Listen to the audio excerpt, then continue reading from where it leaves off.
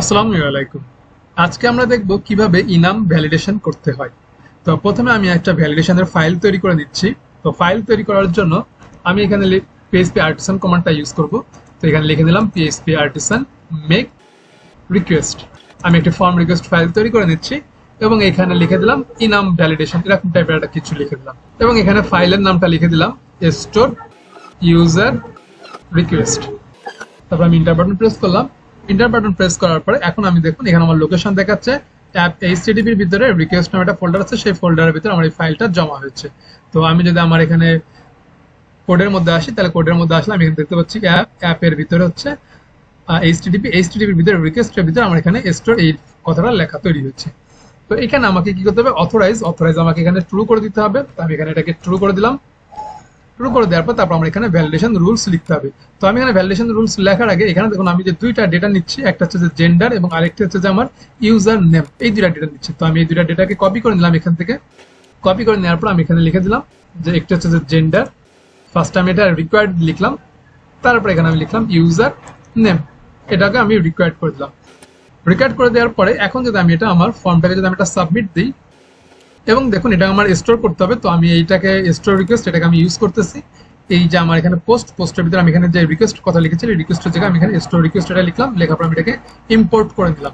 Import করে নেওয়ার পরে এখন যদি আমি এটাকে সাবমিট বাটনে ক্লিক করি তাহলে দেখে আমার সেখানে কি দেখাচ্ছে। যদি আমি সাবমিট বাটনে ক্লিক করি তাহলে আমার এখানে কোনো এরর মেসেজ দেখাচ্ছে না, কারণ আমি এখানে কোনো এরর মেসেজটা অ্যাড করি নাই। তো এরর মেসেজ অ্যাড করার জন্য আমি এখানে করে দিলাম লারাভেল ভ্যালিডেশন থেকে আমি এখানে এরর মেসেজটাকে একটু কপি করে নিই। একটু নিচে নামার পর আমি এখানে এরর মেসেজ এটা দেখতে পাচ্ছি, আমি এটাকে কপি করে নিলাম। কপি করে নেওয়ার পরে তারপর আমি এই যে ওয়েলকামের ভিতরে আমি এখানে এররের মেসেজের ডেটাটা আমি এখানে দেখাচ্ছি। তাহলে এখন যদি আমি এটাকে রিফ্রেশ দিই, রিফ্রেশ দেওয়ার পর যদি আমি এটা সাবমিট বাটনে ক্লিক করি তাহলে আমার কাছে জেন্ডার ফিল্ড ইজ রিকোয়ার্ড এবং ইউজার নাম এটাও রিকোয়ার্ড। তাহলে এখন আমি এখানে কিভাবে আমার ইনামটাকে ইউজ করতে পারি, ইনামটাকে ব্যবহার করার জন্য আমি এখানে এক এরর সাইন দিয়ে নিচ্ছি। এরর সাইন দেওয়ার পর তারপর আমি এখানে লিখে দিলাম রুল দেওয়ার পর তারপর আমি এখানে লিখবো ইনাম কথাটা লিখে দিলাম। নেওয়ার পর এখানে আমার ইনামের যে ক্লাসটা আছে সেই ইনাম ক্লাসটা এখানে পাস করতে হবে। তো আমার ইনাম ক্লাসটা হচ্ছে জেন্ডার ইনাম এইটা। তো আমি এটাকে এখান থেকে কপি করে নিলাম। কপি করে নেওয়ার পর এখানে আমি এটাকে পাস করে দিলাম এবং এখানে আমি এটা লাস্টে লিখে দিলাম এটা হচ্ছে একটা ক্লাস, এই কথাটা এখানে লিখে দিলাম। লিখে দেওয়ার পর আমি এখানে রুল এটাকে আমি ইম্পোর্ট করে নিচ্ছি।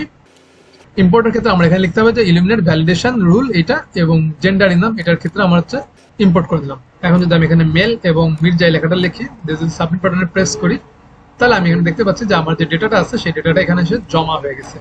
তো আমি এখানে দেখতে পাচ্ছি মেল এবং এখানে আমার মির্জা এই লেখাটা আমার এখানে দেখাচ্ছে। এখন আমি এখানে আমার যে ভ্যালিডেশনে আমি জেন্ডার ইনামের ভিতরে আমি যে রুলগুলো লিখেছি এইটা বাদে আমি যদি অন্য কোনো কিছু পাঠাতে চাই তাহলে সেটা আমরা কিভাবে পাঠাতে পারি। আমরা হচ্ছে যে এখানে আমি ইউজার নেম এবং জেন্ডার এটা দেখানোর ব্যবস্থা করি। ইউজার্স টেবিলে ইউজার ইনপুট থেকে আমার ডেটাগুলো আসতেছে, ডেটা আসার পরে আমি এইখানে ওয়েলকামের ভিতরে এই জায়গাটাকে আমি হচ্ছে যে লিখে দিলাম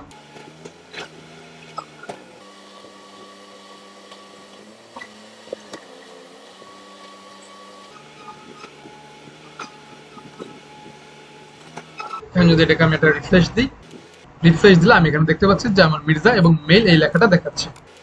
তো এখন আমি এখানে আমার যেখানে যে সিলেক্টেড যে ডেটাগুলো আছে আমি এই ডেটাটা বাদে আমি অন্য কোনো ডেটা এখন পাস করতে চাচ্ছি। তো সেক্ষেত্রে আমি এখানে করলাম কি রাইট বাটন ক্লিক করে আমি এখানে ইন্সপেক্টে আসলাম। ইন্সপেক্টে এসে আমার এখানে যে জেন্ডারের যে অপশনগুলো দেখাচ্ছে আমি এই জেন্ডারের অপশনগুলো এখানে একটা চেঞ্জ করে দিব।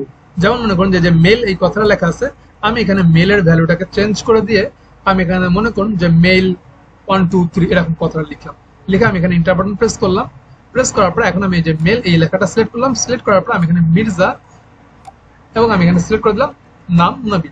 আমি এখানে যদি সাবমিট বাটনে ক্লিক করি তাহলে দেখুন এখানে বলছে the selected gender is invalid, কারণ আমি এখানে মেল পাঠাই নাই, মেল বাদে অন্য কিছু পাঠিয়েছি, মেল 1 2 3 এইভাবে লিখে পাঠিয়েছি। তাই জন্য এখানে বলছে যে যেটা আমি সিলেক্ট করছি সেই সিলেক্টেড ডেটাটা এটা ঠিক নাই, এই কথাটা দেখাচ্ছে। তো এর জন্য আমার এখানে এই ইনামের যে ভ্যালিডেশনটা আছে সেই ইনামের ভ্যালিডেশনটা আমার এখানে আটকে দিচ্ছে। তো এর জন্য আমার এখানে এই ভ্যালিডেশনটা পাস হয় নাই।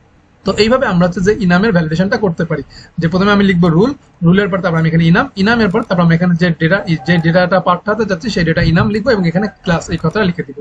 তো এইভাবে হচ্ছে আমরা ইনামের ভ্যালিডেশন করতে পারি।